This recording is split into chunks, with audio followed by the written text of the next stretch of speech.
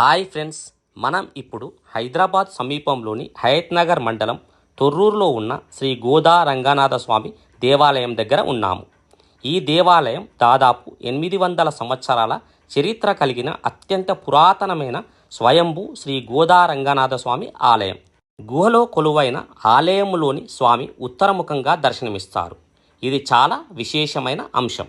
ఈ ఆలయంలో శ్రీ గోదా రంగనాథ స్వామితో పాటు 12 మంది ఆల్వార్లు స్వయంభూలు ఉన్నారు. ఈ ఆలయంలోని శ్రీ గోదా రంగనాథ స్వామి వారు ఉత్తరముఖంగా దర్శనమిస్తారు. అందువలన ఈ ఆలయంలో మీకు ఎల్లప్పుడూ ఉత్తర ద్వార దర్శనం కలుగుతుంది. ఈ దేవాలయం సహజ శిల నిర్మాణాలను కలిగి ఉంది.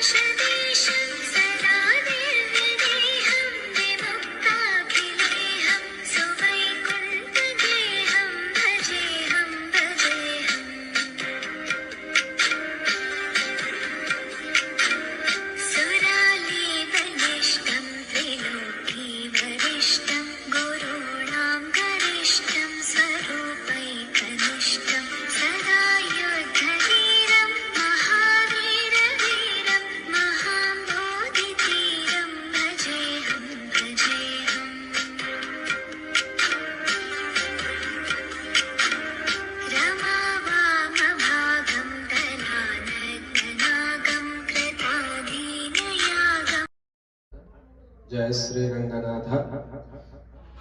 తొర్రూరు గ్రామం, అబ్దుల్లాపూర్ మండలం, రంగారెడ్డి జిల్లాలో తొర్రూరు నుంచి బ్రాహ్మణపల్లి వెళ్ళేటువంటి యొక్క రోడ్లో స్వయంభూగా వెలసినటువంటి యొక్క శ్రీ రంగనాథ స్వామి వారి యొక్క ఆలయం ఉంది.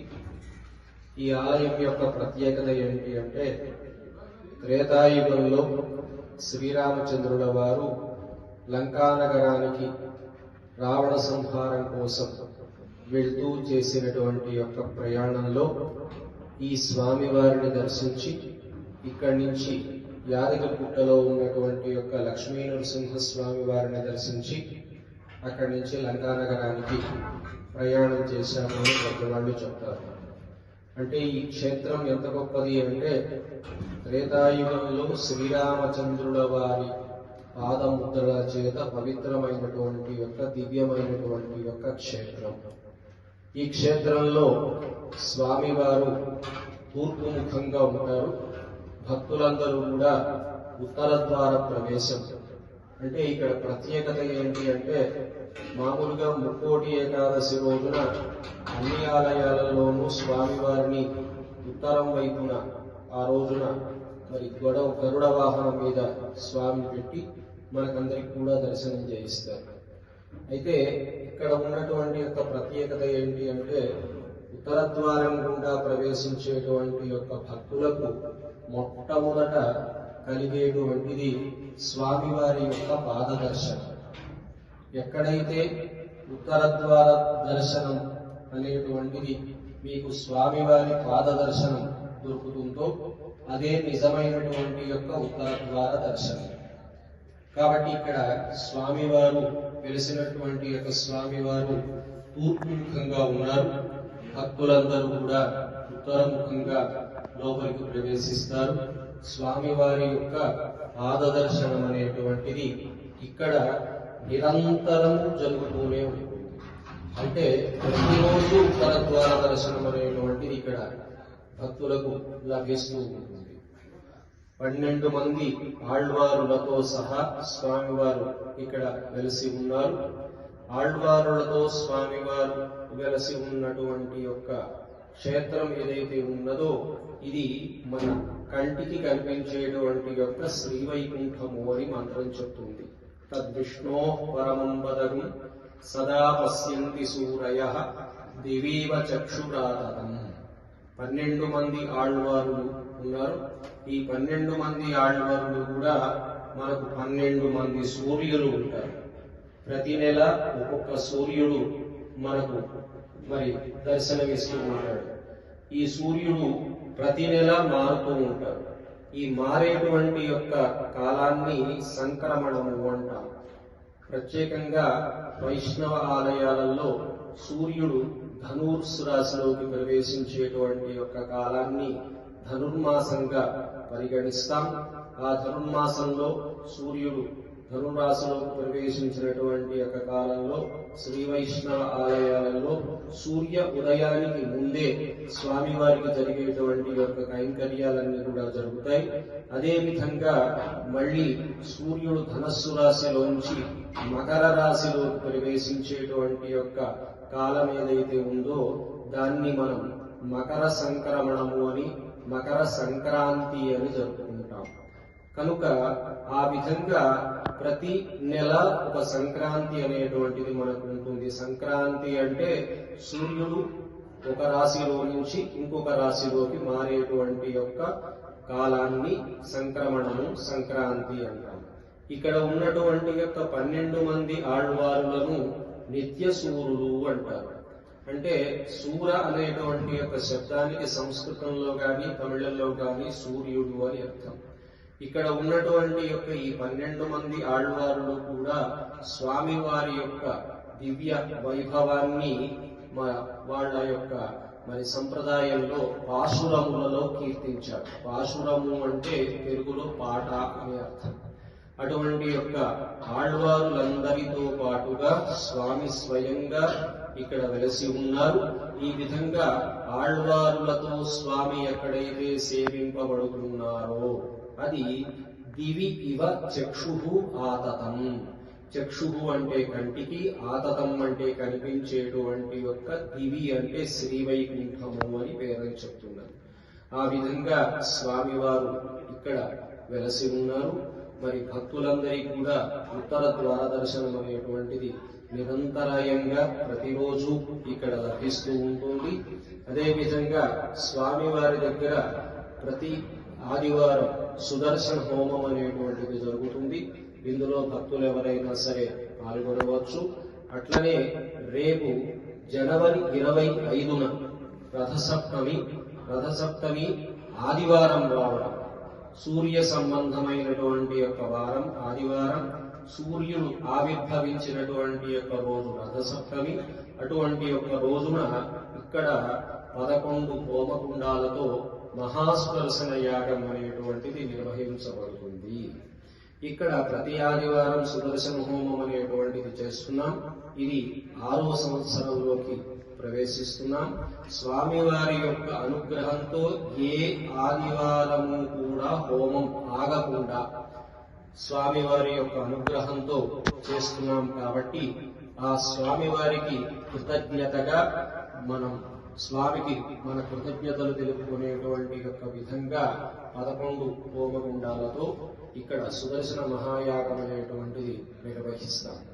ప్రతివారం జరిగేటువంటి దానికి ఈ రేపు ఆదివారం జరిగేటువంటి దానికి తేడా ఏంటి అంటే ప్రతి ఆదివారం కూడా భక్తులు పాల్గొనవచ్చు. అయితే భక్తులకు మేము నవధాన్యాలు ఇస్తాం. ఈ నవధాన్యాలు మేము మంత్రం చెప్తున్నటువంటి యొక్క సమయంలో ఒక పాత్రలోంచి ఇంకొక పాత్రలోకి వేసుకోవాలి. భక్తులందరూ కూడా ఆ వేసినటువంటి యొక్క నవధాన్యాలు పూర్ణాహుతి సమయంలో మేము సుదర్శన స్వామి వారికి అగ్నిహోత్ర రూపంలో ఉన్నటువంటి యొక్క స్వామికి మేము సమర్పిస్తాం.